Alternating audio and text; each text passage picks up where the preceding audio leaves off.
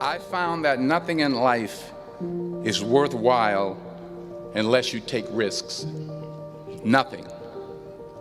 Nelson Mandela said, "There is no passion to be found playing small and settling for a life that's less than the one you're capable." Nelson Mandela said, "Now I'm sure in your experiences in school and applying to college and picking your major and deciding what you want to do with life, I'm sure people have told you to make sure you have something to fall back on. Make sure you got something to fall back on, honey." But I never understood that concept, having something to fall back on. If I'm going to fall, I don't want to fall back on anything except my faith. I want to fall forward. I figure at least this way I'll see what I'm going to hit. Fall forward. This is what I mean. Reggie Jackson struck out 2,600 times in his career, the most in the history of baseball. But you don't hear about the strikeouts. People remember the home runs. Fall forward. Thomas Edison conducted 1,000 failed experiments. Did you know that? I didn't know that. Because the 1,001st was the light bulb. Fall forward. Every failed experiment is one step closer to success. You've got to take risks, and I'm sure you've probably heard that before, but I want to talk to you about why that's so important. I got 3 reasons, and you can pick up your iPhones. First, you will fail at some point in your life. Accept it. You will lose. You will embarrass yourself. You will suck at something. There's no doubt about it. And I know that's probably not a traditional message for a graduation ceremony, but hey, I'm telling you, embrace it, because it's inevitable. And I should know. In the acting business, you fail all the time. Early on in my career, I auditioned for a part in a Broadway musical. Perfect role for me, I thought, except for the fact that I can't sing. So I'm in the wings, I'm about to go on stage, but the guy in front of me, he's singing like early on in my career, I come out with my little sheet music, and it was Just My Imagination by The Temptations. That's what I came up with. So I hand it to the accompanist, and she looks at it and looks at me and looks out at the director and was like, I didn't get the job. But here's the thing. I didn't quit. I didn't fall back. I walked out of there to prepare for the next audition, and the next audition, and the next audition. I prayed. I prayed. And I prayed. But I continued. I walked out of there. It didn't matter, because you know what?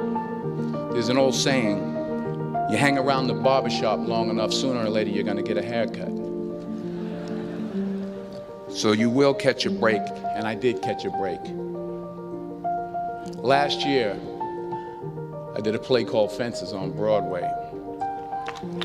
Someone talked about it. Won the Tony Award.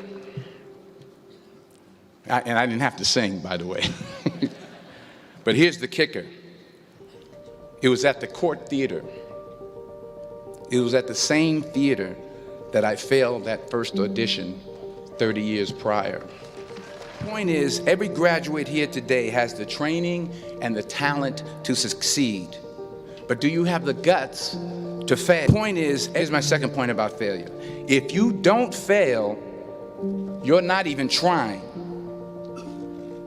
I'll say it again. If you don't fail, you're not even trying. My wife told me this great expression. To get something you never had, you have to do something you never did. Les Brown's a motivational speaker. He made an analogy about this. Imagine you're on your deathbed, and standing around your deathbed are the ghosts representing your unfulfilled potential. The ghost of the ideas you never acted on. The ghost of the talents you didn't use. And they're standing around your bed, angry, disappointed, and upset. They say, we came to you because you could have brought us to life, they say. And now we have to go to the grave together. So I ask you today, how many ghosts are going to be around your bed when your time comes? You've invested a lot in your education, and people have invested in you. And let me tell you, the world needs your talents, man, does it ever. I just got back from Africa like 2 days ago, so if I'm rambling on, it's because I'm jet lagged. I just got back from South Africa. It's a beautiful country, but there are places there with terrible poverty that need help. And Africa is just the tip of the iceberg. The Middle East needs your help. Japan needs your help. Alabama needs your help. Tennessee needs your help. Louisiana needs your help. Philadelphia needs your help. The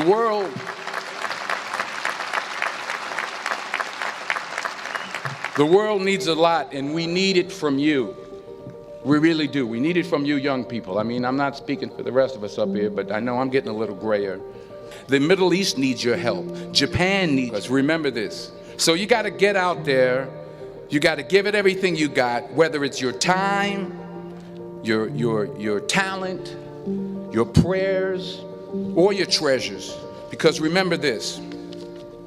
You will never see a U-Haul behind a hearse.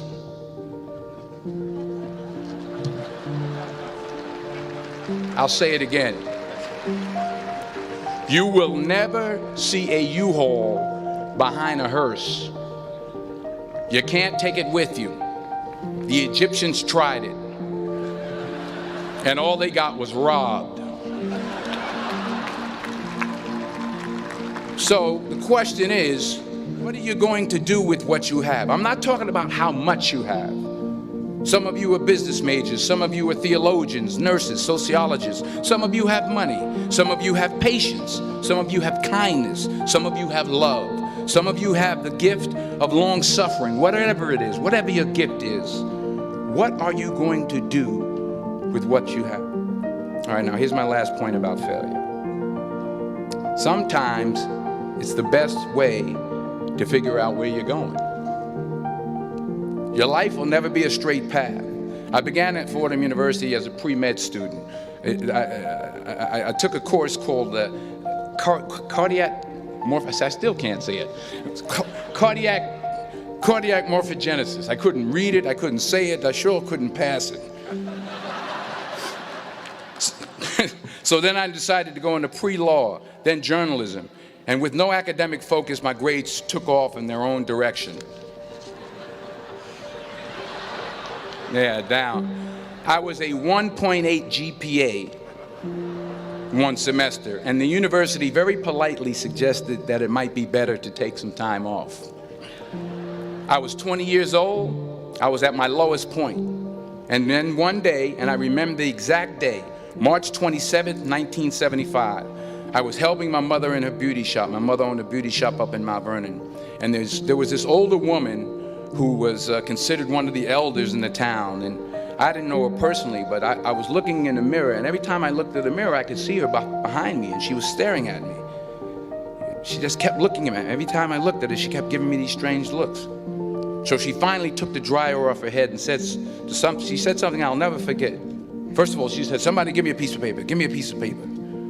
She said, "Young boy, I have a prophecy, a spiritual prophecy." She said, "You are going to travel the world and speak to millions of people." Mind you, I'm 20 years old, I'm flunked out of school. In fact, like a wise ass, I'm thinking to myself, maybe she's got something in that crystal ball about me getting back into school next fall. But maybe she was on to something, because later that summer, while working as a counselor at a YMCA camp in Connecticut, we put on a talent show for the campers. And after the show, another counselor came up to me and asked, "Have you ever thought about acting? You're good at that." So when I got back to Fordham that fall, I got in and I changed my major once again for the last time. And in the years that followed, just as that woman prophesied, I have traveled the world and I have spoken to millions of people through my movies. Many years ago, I did this movie called Philadelphia. We filmed some of the scenes right here on campus. Philadelphia came out in 1993. Most of you were probably still in diapers. Some of the professors too. But that cracked me up. But it was a good movie. Rent it on, Netflix. It's a good movie. Rent it. I get 23 cents every time you rent it. Please, rent it. True. Parents up there, rent it. Netflix. please. Tell your friends. It's about a man played by Tom Hanks who's fired from his law firm because he has AIDS. He wants to sue the firm, but no one's willing to represent him until a homophobic ambulance chaser lawyer, played by yours truly, takes. It's about a man played. In a way, if you watch the movie, you'll see everything I'm talking about today. You'll see what I mean about taking risk or being willing to fail. Because taking risk is not just about going for a job. It's also about knowing what you know and what you don't know. It's about being open to people and to ideas. In the course of the film, the character I play begins to take small steps, small risks. He very, very, very slowly begins to overcome his fears. And I feel ultimately his heart becomes flooded with love. And I can't think of a better message as we send you off today. To not only take risks, but to be open to life, to accept new views, and to be open to new opinions, to be willing to speak at a commencement at one of the best universities in the country, even though you're scared stiff. While it may be frightening, it will also be rewarding. Because the chances you take, the people you meet, the people you love, the faith that you have, that's what's going to define you. Never be discouraged. Never hold back. Give everything you got. And when you fall throughout life, and maybe even tonight after a few many glasses of champagne, remember this: fall forward.